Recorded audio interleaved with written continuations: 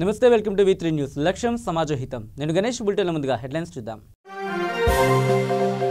మాయావతికి సుప్రీంలో చుక్కెదురు విగ్రహాలకు డబ్బులు కట్టాల్సిందే అన్న సుప్రీం కోర్టు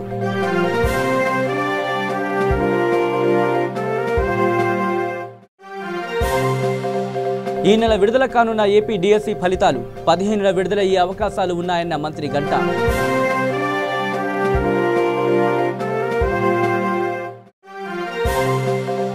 వైభవంగా ప్రత్యంగిర అమ్మవారి బ్రహ్మోత్సవాలకు పెద్ద సంఖ్యలో పాల్గొన్న భక్తజనం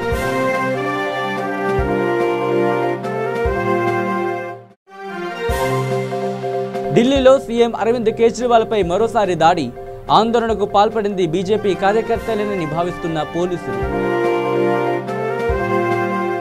ఇక డీటెయిల్స్లోకి వస్తే ఢిల్లీలో సీఎం అరవింద్ కేజ్రీవాల్ లక్ష్యంగా మరోసారి దాడి జరిగింది. నరేలా ప్రాంతంలో కేజ్రీవాల్ కారుపై కొందరు దుండగులు దాడికి పాల్పడ్డారు. సుమారు 100 మంది కలిసి కర్రలతో విరుచుకుపడ్డారు. అప్రమత్తమైన భద్రతా సిబ్బంది చాకచక్యంగా ఢిల్లీ సీఎంను తప్పించారు. ఆందోళనకారుల నుంచి ఆయన్ను క్షేమంగా కాపాడారు. దాడి చేసిన వారిలో చాలామంది బీజేపీ జెండాలు పట్టుకుని ఉన్నారు. ఈ నేపథ్యంలో బీజేపీ కార్యకర్తలే దాడికి పాల్పడి ఉంటారని పోలీసులు భావిస్తున్నారు. ఈ ఘటనపై ఢిల్లీలో తీవ్ర దుమారం రేగుతోంది. ఇక జోగులాంబ గద్వాల్ జిల్లా కేంద్రంలో పిఎస్ఎస్ ఆధ్వర్యంలో నిర్వహిస్తున్న సౌత్ ఇండియా ఇన్విటేషన్ ఫుట్బాల్ టోర్నమెంట్కు జిల్లా కలెక్టర్ ముఖ్య అతిథిగా హాజరయ్యారు. క్రీడాకారులు కలెక్టర్కు గౌరవ వందనం చేశారు. అనంతరం జిల్లా కలెక్టర్ ఈ కార్యక్రమాన్ని ప్రారంభించి ఆయన మాట్లాడుతూ గద్వాల్ జిల్లా పేరును తెలంగాణ రాష్ట్రంలోనే అగ్రగామిగా నిలపాలని క్రీడాకారులకు సూచించారు. ఈ కార్యక్రమంలో పిఎస్ఎస్ సేవా సమితి సభ్యులు మరియు సీనియర్ ఫుట్బాల్ ఆటగాళ్లు పాల్గొన్నారు. హైదరాబాద్ నుంచి ఒక 2-3 టీమ్స్ పార్టిసిపేట్ చేయడం జరుగుతుంది. గుంటూరు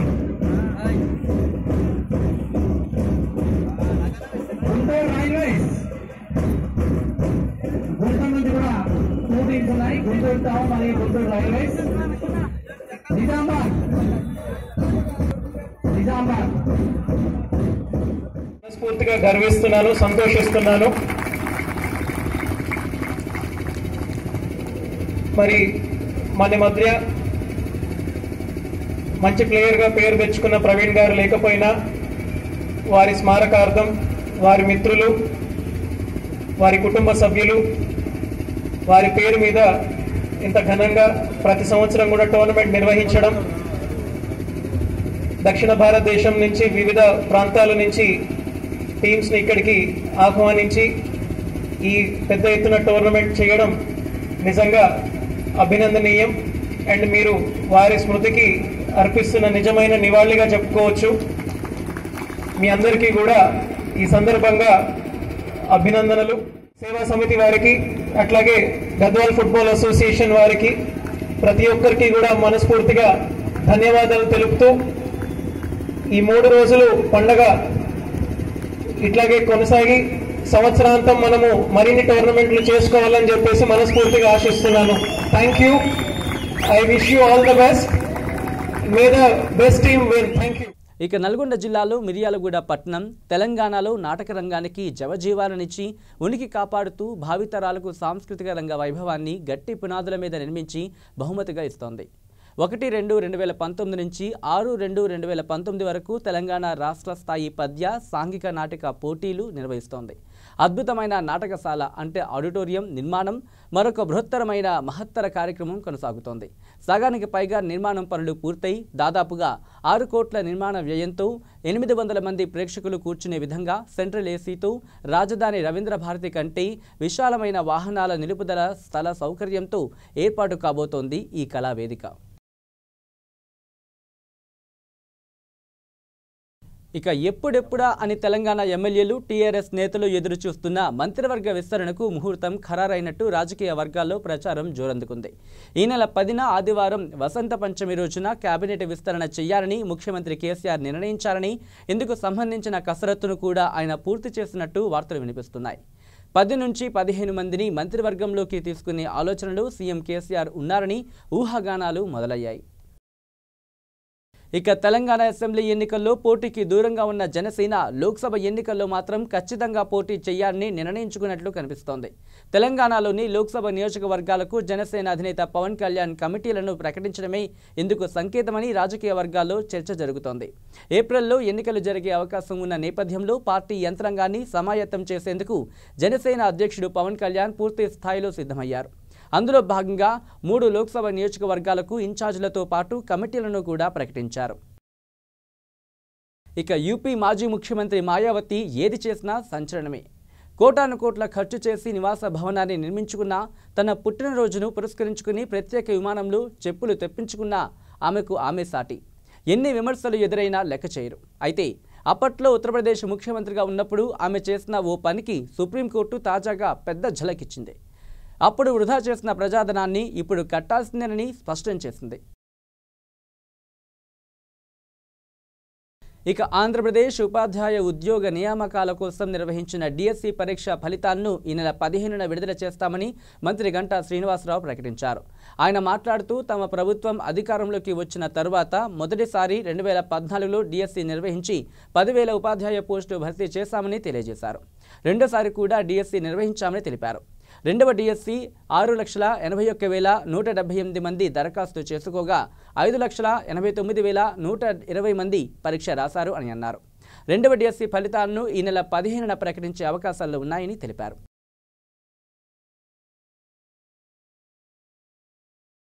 ఇక కాగజ్ నగర్ తహసీల్దార్ కార్యాలయంలో వీఆర్ఓల సభ సమావేశం జరిగింది. ఈ కార్యక్రమానికి కాగజ్ నగర్ తహసీల్దార్ వనజారెడ్డి పాల్గొని మాట్లాడారు. మండలంలోని ప్రజలకు విజ్ఞప్తి, ఈరోజు తహసీల్దార్ కార్యాలయం కాగజ్ నగర్లో వీఆర్ఓల సమావేశం నిర్వహించడం జరిగింది. ధరణి అంటే పాస్బుక్ల పంపిణీ కార్యక్రమం ఏదైతే ఉందో క్షేత్రస్థాయిలో రికార్డుల ప్రక్షాళనలో భాగంగా తప్పులను సరిదిద్దడాన్ని వేగవంతం చేశాం. మీకున్నటువంటి సమస్యల్లో మీ భూ సమస్యలు ఏవైనా ఉంటే ఖచ్చితంగా మీరు ప్రత్యక్షంగా తహసీల్ కార్యాలయంలో సంప్రదించండి. మీ రేషన్ కార్డులో పేరు నమోదుకు కానీ మీ సర్టిఫికేట్ వెరిఫికేషన్కు కానీ ఎక్కడ ప్రాబ్లం ఉన్నా సరే మీరు ఏ బ్రోకర్ వెంబడ కూడా వెళ్ళకూడదు. అదేవిధంగా మీకు కార్యాలయం సిబ్బంది నుంచి కానీ ఇతరుల నుంచి కానీ ఏదైనా ఇబ్బందికరమైనటువంటి పరిస్థితులు ఎదురైతే నాకు తహసీల్దార్కి నోటీసులో పెట్టాలని కూడా నేను విజ్ఞప్తి చేస్తా ఉన్నాను. మీ సమస్య పరిష్కారం 2 రోజులు ఆలస్యమైనా సరే న్యాయ మార్గంలో పరిష్కరించడానికి మా కార్యాలయ సిబ్బంది కృషి చేస్తారు. దాన్ని దాటి మీరు ఇంకెవరితోనో బ్రోకర్ల ద్వారానో మధ్యవర్తుల ద్వారానో పోయేసి వాళ్ళు మిమ్మల్ని ఏదో ఆశించి మిమ్మల్ని ప్రలోభ పెట్టేసి మీ పనులు చేయిస్తామని చెప్పేసి మిమ్మల్ని పక్క మార్గంలో కానీ మిమ్మల్ని ఏదన్నా ఆశించి మిమ్మల్ని డబ్బులు తీసుకోవడం కానీ ఇంకే విధమైనటువంటి మిమ్మల్ని భయభ్రాంతులకు గురి చేస్తే అలాంటి వారి మీద మీరు రాతపూర్వకమైన కంప్లైంట్ మా కార్యాలయంలో ఇయ్యాలని కూడా నేను మండల ప్రజలందరికీ విజ్ఞప్తి చేస్తా ఉన్నా.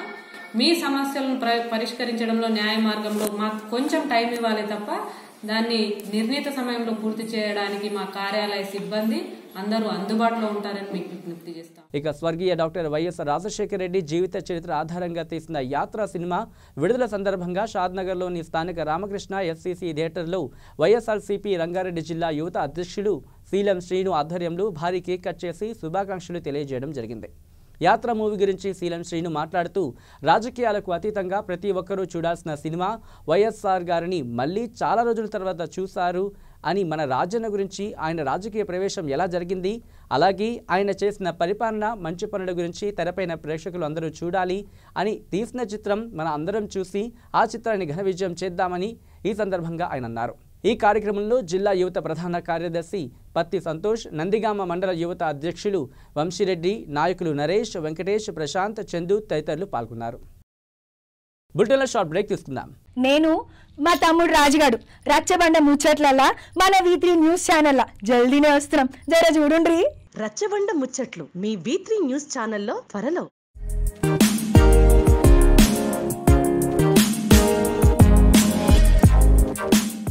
తెలంగాణ, ఆంధ్ర, రాయలసీమ, తమిళనాడు, కర్ణాటక, కేరళ ప్రాంతాలు వేరైనా రుచులు వేరైనా వేదిక ఒక్కటే, మన రుచులు.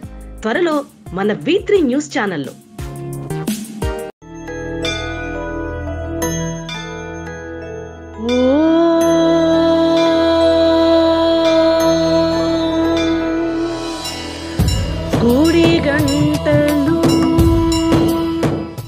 గుడిగంటలు త్వరలో మీ V3 న్యూస్ ఛానల్లో.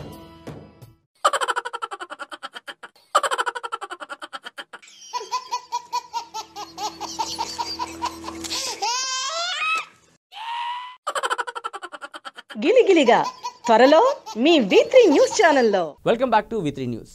ఇక వికారాబాద్ జిల్లా పరిగి మండలం యాబాచగూడెం గ్రామానికి చెందిన కురువ శ్రీశైలం భూ తగాదాలతో మనస్తాపం చెంది మృతి చెందిన సంఘటన తెలుసుకుని పరిగి ఎమ్మెల్యే కొప్పుల మహేష్ రెడ్డి గారు వాళ్ల కుటుంబ సభ్యులను ఓదార్చి అంత్యక్రియలకు గాను 10,000 రూపాయల ఆర్థిక సహాయం అందించారు. అదేవిధంగా ఆ విషయంలో సరైన న్యాయం చేస్తానని హామీ ఇచ్చారు. ఈ కార్యక్రమంలో టీఆర్ఎస్ మండల పార్టీ అధ్యక్షులు ప్రవీణ్ కుమార్ రెడ్డి తదితరులు పాల్గొన్నారు. ఇక బైకుల మీద స్కూటర్ల మీద వచ్చిన గుర్తు తెలియని వ్యక్తులు అడ్రస్ అడిగితే చెప్పొద్దు, మీ పని మీరు చూసుకోండి, ఒంటరిగా ఉన్నప్పుడు అస్సలు మాట్లాడొద్దు, మాటల్లో పెట్టి గొలుసులు లాగేస్తారు, ఇలాంటి దొంగలతో జాగ్రత్త అని హెచ్చరికలు జారీ చేశారు తెలంగాణ పోలీస్ డిపార్ట్మెంట్ వారు.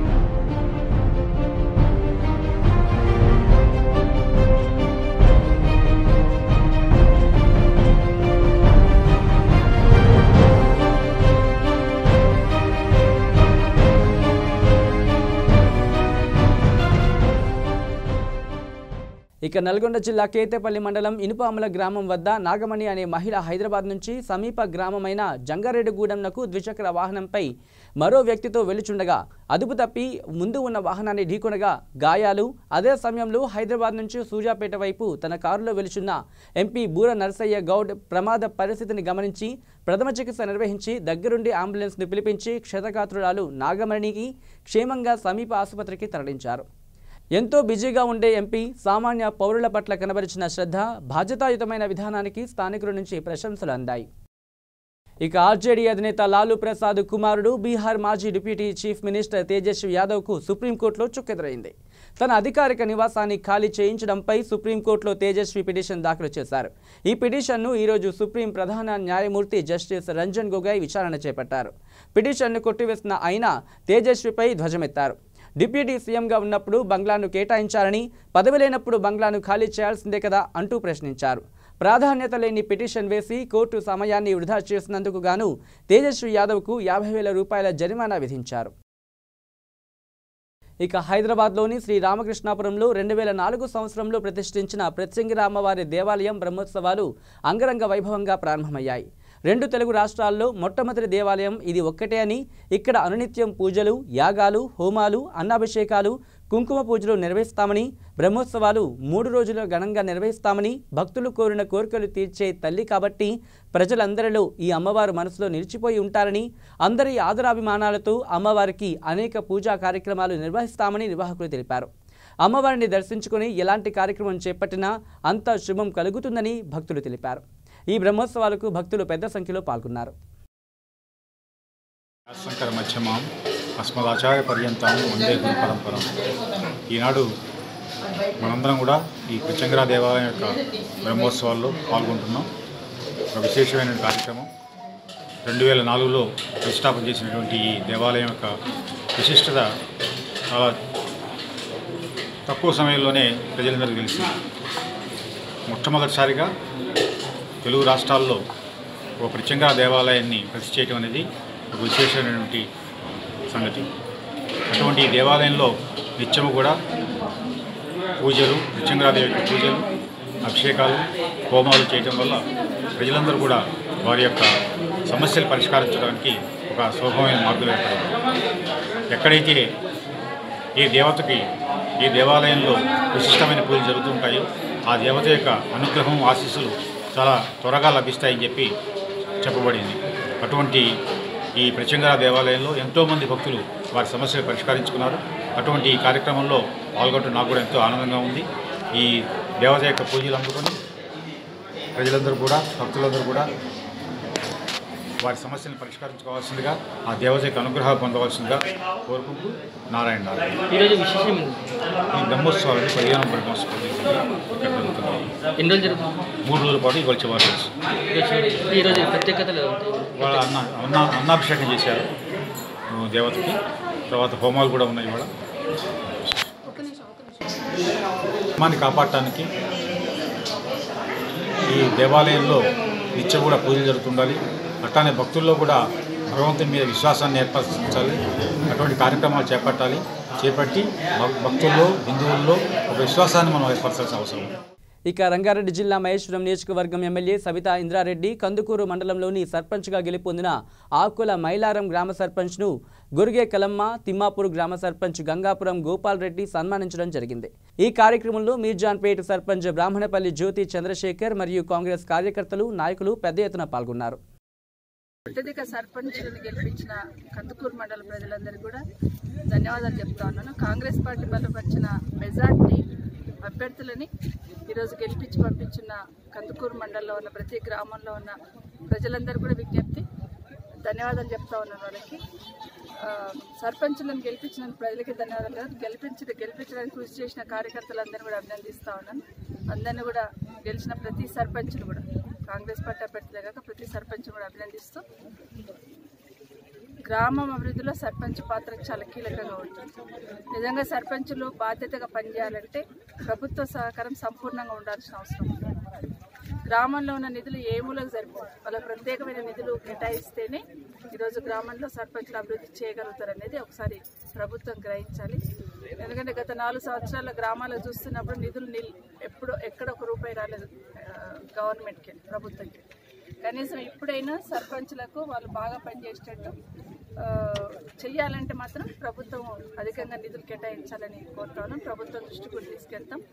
నేను యాజ్ ఎ శాసనసభ్యురాలుగా వాళ్ళకు సంపూర్ణంగా సహకరిస్తాను. సంపూర్ణంగా వాళ్ళ డెవలప్మెంట్, గ్రామం డెవలప్మెంట్లో కానీ సర్పంచ్ పనిచేయడానికి సంపూర్ణంగా సహకారం అందిస్తానని మాత్రం. ఇక సూర్యాపేట జిల్లా కోదాడలో సుమారుగా 4000 కేజీల సారా తయారు చేసే నల్ల బెల్లం లభ్యమైంది. జిల్లాలో ఈ మధ్య కాలంలో ఇంత భారీ ఎత్తున బెల్లం పట్టుబడడం అధికారుల ఏమరపాటును ఉలిక్కిపడేలా చేసింది. ఇక రంగారెడ్డి జిల్లా కాంగ్రెస్ డీసీసీ ప్రెసిడెంట్గా చల్లా నరసింహారెడ్డి ఈరోజు బాధ్యతలు చేపట్టారు. వారి ఆనందాన్ని V3 న్యూస్తో పంచుకున్నారు. ఆ వివరాలు ఇప్పుడు చూద్దాం.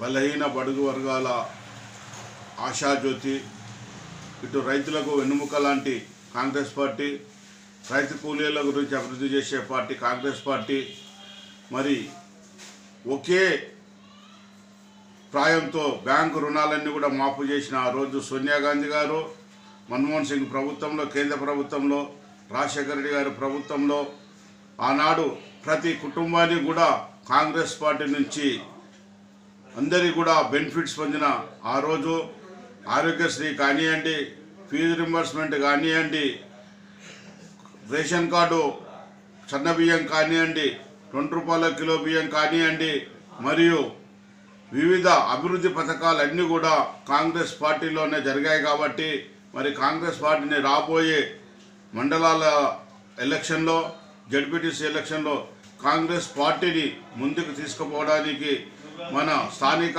ఎమ్మెల్యే శాసనసభ్యురాలైన సవితా ఇంద్రారెడ్డి గారు, సుధీర్ రెడ్డి గారు వారి ఆలోచన నిమిత్తం ముందుకు తీసుకెళ్ళి మన సెగ్మెంట్లో రంగారెడ్డి జిల్లాలో అధిక స్థానంగా గెలిపించడానికి ప్రయత్నం చేస్తానంటే అని చెప్తూ నాకు ఈ అవకాశం ఇచ్చినందుకు ధన్యవాదాలు తెలియజేస్తాను. ఇక బులెటిన్ ముగించే ముందు హెడ్లైన్స్ మరోసారి చూద్దాం. మాయావతికి సుప్రీంలో చుక్కెదురు, విగ్రహాలకు డబ్బులు కట్టాల్సిందే అన్న సుప్రీంకోర్టు.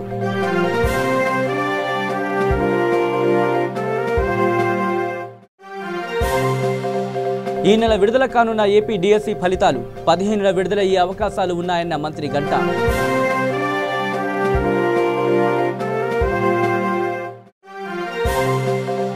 వైభవంగా ప్రత్యంగిర అమ్మవారి బ్రహ్మోత్సవాలకు పెద్ద సంఖ్యలో పాల్గొన్న భక్తజనం.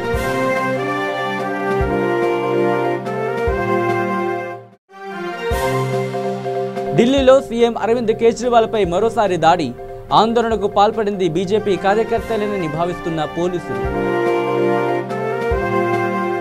ఇవి bulletin updates. Keep watching V3 news. లక్ష్యం సమాజహితం.